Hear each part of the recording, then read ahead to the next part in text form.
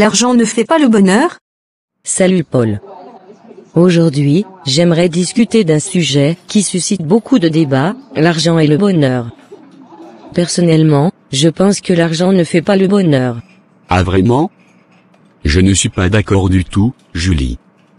À mon avis, l'argent joue un rôle essentiel dans notre bien-être et notre satisfaction dans la vie. Il permet d'accéder à des expériences, des biens matériels et des services, qui contribuent directement à notre bonheur. Par exemple, avec de l'argent, on peut voyager et découvrir de nouvelles cultures, se faire plaisir en s'offrant des activités de loisirs, et même garantir une sécurité financière pour nous et nos proches. Je comprends ton point de vue, Paul, mais je pense qu'il y a des aspects plus profonds du bonheur, qui ne peuvent pas être achetés avec de l'argent.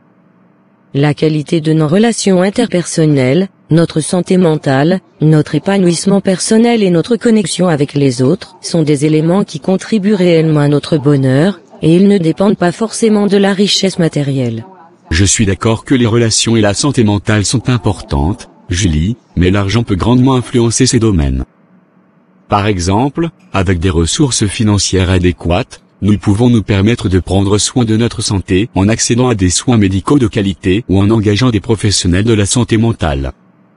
De plus, l'argent peut nous aider à créer des opportunités pour rencontrer de nouvelles personnes et à établir des relations durables.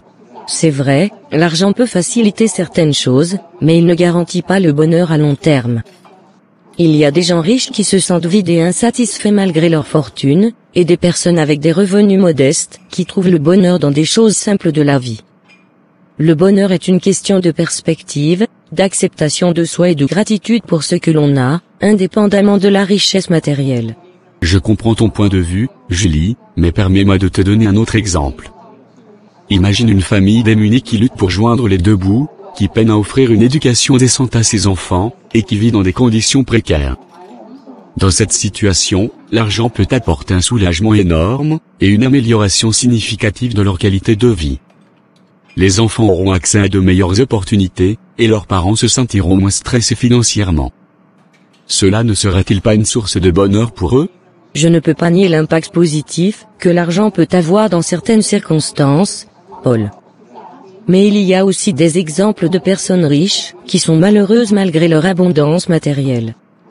Elles peuvent être prisonnières de leur statut social, souffrir de solitude ou se sentir déconnectées de leur véritable moi.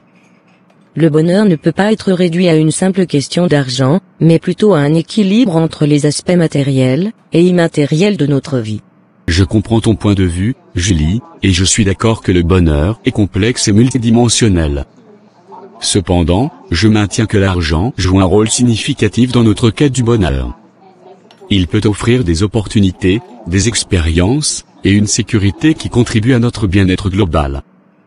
Bien sûr, il ne faut pas en faire une obsession, mais négliger son importance serait nier une réalité qui affecte la plupart des aspects de notre vie. Je respecte ton opinion, Paul, et je suis consciente de l'importance de l'argent dans nos vies.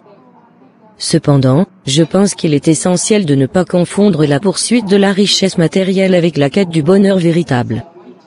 Le bonheur réside dans la satisfaction personnelle, l'amour, la compassion, la contribution à la société et la gratitude pour ce que l'on a, qu'il s'agisse de richesse matérielle ou non. Je vois où tu veux en venir, Julie. Le bonheur est en effet un concept complexe et subjectif. Il est intéressant d'avoir des débats comme celui-ci pour comprendre différentes perspectives. Peut-être qu'il n'y a pas de réponse unique à la question de savoir si l'argent fait ou ne fait pas le bonheur, mais il est certain que l'argent peut jouer un rôle significatif dans notre quête du bien-être. Cependant, il est important de ne pas négliger les aspects immatériels qui apportent une véritable satisfaction dans nos vies. Tout à fait, Paul. C'est en échangeant nos idées, et en étant ouverts aux différentes perspectives, que nous pouvons approfondir notre compréhension du bonheur, et de sa relation avec l'argent. Quoi qu'il en soit, je pense que nous sommes d'accord sur l'importance de trouver un équilibre entre les aspects matériels et immatériels de notre vie pour cultiver un bonheur authentique et durable. Absolument, Julie. Trouver cet équilibre est la clé.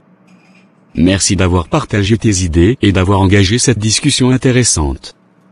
Cela m'a permis de réfléchir davantage sur le sujet et de voir différentes perspectives. Merci à toi aussi, Paul. c'était vraiment enrichissant d'entendre tes arguments, et de discuter de ce sujet complexe. Je pense que ce type de débat nous pousse à remettre en question nos propres croyances, et à mieux comprendre les différentes dimensions du bonheur. En fin de compte, il est important de trouver notre propre équilibre, et de définir ce qui nous rend réellement heureux, indépendamment de l'argent.